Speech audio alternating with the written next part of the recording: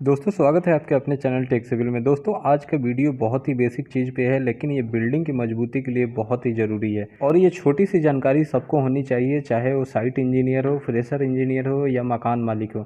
तो चलिए वीडियो को डिटेल में शुरू करते हैं।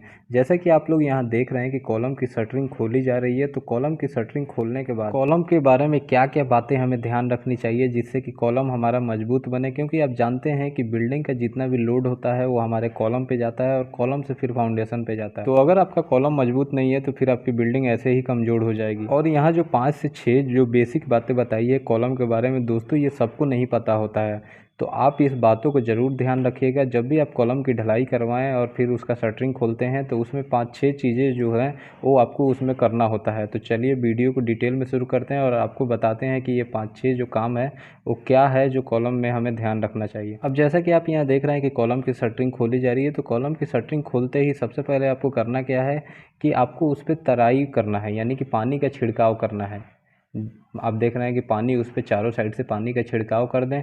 उसमें होता क्या है कि जब कॉलम की ढलाई होती है तो जैसा कि आप लोगों को पता है कि 17 से 24 घंटा के अंदर कॉलम की शटरिंग खोल सकते हैं। तो उसमें क्या होता है कि हाइड्रेशन प्रोसेस उसका स्टार्ट रहता है, तो उसी हाइड्रेशन प्रोसेस में उससे सबसे ज़्यादा नीड किस चीज़ की होती है? पानी की। तो इसलिए जैसे ही आप शटरिंग खोले उसके 5 से 10 मिनट के अंदर आपको उस पर पानी का छिड़काव अच्छे से कर देना चाहिए। दूसरा काम क्या होता है कि जब हम पहला काम तो कर लिए कि शटरिंग खोल दिए, पानी का छिड़काव कर दिया, उसके बाद आपको करना क्या है कि कॉलम को देख लेना है अच्छे से कि इसमें कहीं हनीकॉम तो नहीं है। अब हनीकॉम क्या होता है, जैसे कि आप ये कॉलम देख रहे हैं कि पूरी फिनिश है, इसमें आपको बीच बीच में कहीं रोड़ी यानी कि कहीं गैप नहीं दिखाई दे रहा है। और ये दूसरा कॉलम देख रहे हैं कि यहाँ पे क्या है कि रोड़ी और अंदर आपको बहुत सारा गैप दिखाई दे रहा है, यानी कि ये अच्छे से कंपेक्शन नहीं हुआ है, इसमें वाइब्रेटर अच्छे से नहीं चला है। तो इसमें क्या हो गया है कि सीमेंट का जो पानी था वो निकल गया है, सिर्फ रोड़ी रोड़ी दिख रहा है। तो ऐसे जो हनीकॉम होता है, अब इससे क्या होगा कि आपका कॉलम मजबूत नहीं बनेगा। अगर वो अच्छे से उसमें वाइब्रेटर चला रहता, कंपेक्शन हुआ रहता, तो एकदम आपका जो पिलर है वो पूरा फिनिश निकलता, तो वो उसमें 100% उसकी मजबूती आती है। अब इसमें क्या है कि इसकी मजबूती यहाँ से बहुत हद तक गायब हो गई है। तो उसको करने के लिए सबसे पहले आपको करना क्या होता है कि सीमेंट मोर्टार जो होता है, जो बेसिक चीज़ मैं बता रहा हूँ, सीमेंट मोर्टार जो हम अक्सर साइट पे बनाते हैं, तो उससे भी आप उसको भर सकते हैं। तुरंत आप भर दें उसको पानी मार के, थोड़ा सा उसके सरफेस को रफ बना दें और फिर आप उसमें भर सकते हैं। और नहीं तो इसके तो और भी बहुत प्रोसेस होते हैं। अगर ज़्यादा बड़ा हनीकॉम्ब है, ज़्यादा गैप है उसमें, तो फिर जो जीरा रोड़ी होती है 6 mm का, रोड़ी सीमेंट और ये सब मिला के आपको सैंड मिला के और उसका कंक्रीटिंग का मसाला बना के फिर उसको अच्छे से भरना होता है। तो ये आप प्रोसेस कर सकते हैं। तो आपको जितना भी हनीकॉम्ब है उसको ख़त्म करना है और उसके कॉलम के सरफेस को फिनिश करना है। दूसरा काम क्या होता है कि जब आप कॉलम की ढलाई कर ले, तो ढलाई के जब आप शटरिंग हटा देते हैं तो आप पहला उस पर क्या करें कि आप उसका डेट लिख दें कि इस डेट को ये ढलाई हुआ है। उससे क्या होता है कि डेट हमें रिमाइंडर रहता है कि हम इतने तारीख को ढलाई किए थे, अब इतना तारीख के बाद मुझे लगभग 7 दिन इसमें तराई करना है। मिनिमम आपको कम से कम 7 दिन तक कॉलम का अच्छे से तराई करना है। उससे क्या होगा कि कॉलम का स्ट्रेंथ पूरी तरीके से मिल जाएगा। तो डेट लिखने से हमें यही फ़ायदा होता है कि हमें याद रहता है कि कॉलम हम कब डाले थे और कितना दिन तक उसको हमें तराई करना है और कितना दिन तक इसको अच्छे से देखभाल करना है। अब चौथा काम क्या होता है कि उसको हाकिंग करना। अब हाकिंग क्या होता है? हाकिंग का मतलब होता है टाँचा मारना।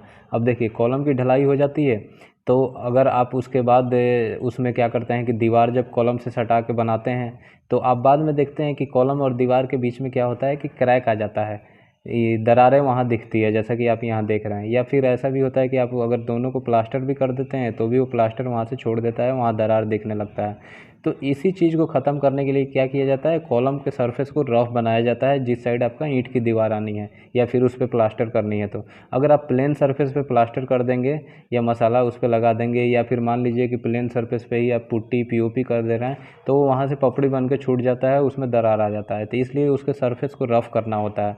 अब रफ़ कैसे करना है, जैसे कि आप यहाँ देख रहे हैं कि हथौड़े, छेनी हथौड़े से उसको हाकिंग किया जा रहा है, उस पर टक मारा जा रहा है। तो लगभग जो है 1 स्क्वायर फीट में आपको जो हाकिंग करना है, लगभग आपको कम से कम 15 से 20 टाचा तो मारना ही है 1 स्क्वायर फीट में। तो ये हाकिंग करना बहुत ज़रूरी है। और दोस्तों एक चीज़ हाकिंग करने में आपको ये ध्यान रखना है कि कॉलम का ढलाई के तुरंत बाद आप हाकिंग नहीं करें, क्योंकि वो कंक्रीट अभी पूरा स्ट्रेंथ नहीं मिलता है, सेट नहीं हुआ रहता है, ताज़ा रहता है। तो अगर आप कॉर्नर वगैरह पे उसका मार देंगे तो वो वहाँ से टूट सकता है। तो कम से कम आप क्या करें कि उसको जब शटरिंग खोल ले तो उसके 8-10 घंटे के बाद उसको सेट हो जाए, तब वहाँ पे उसका टाँचा मारे आप। तो उस तरीके से आपको ये काम कर लेना है।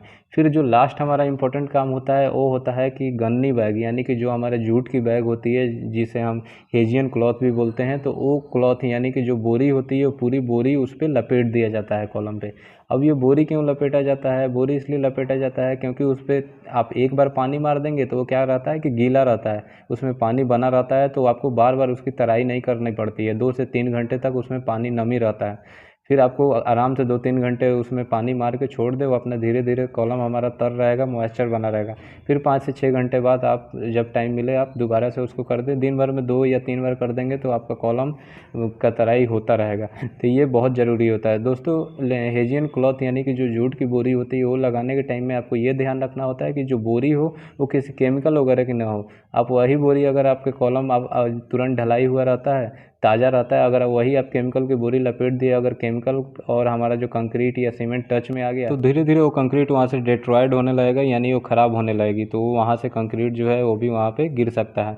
तो इसलिए दोस्तों आपको ये चीज़ जो है आपको बहुत ख्याल रखनी है। तो दोस्तों मैं उम्मीद करता हूँ कि ये जो भी बातें बताई गई थी ये आपको समझ में आ गया होगा और वीडियो आपको अच्छा लगा होगा। अगर आप मेरे चैनल पर नए हैं तो प्लीज़ चैनल को सब्सक्राइब कर ले ताकि ऐसे ही इंपॉर्टेंट इन्फॉर्मेटिव वीडियो आपको मिलती रहे।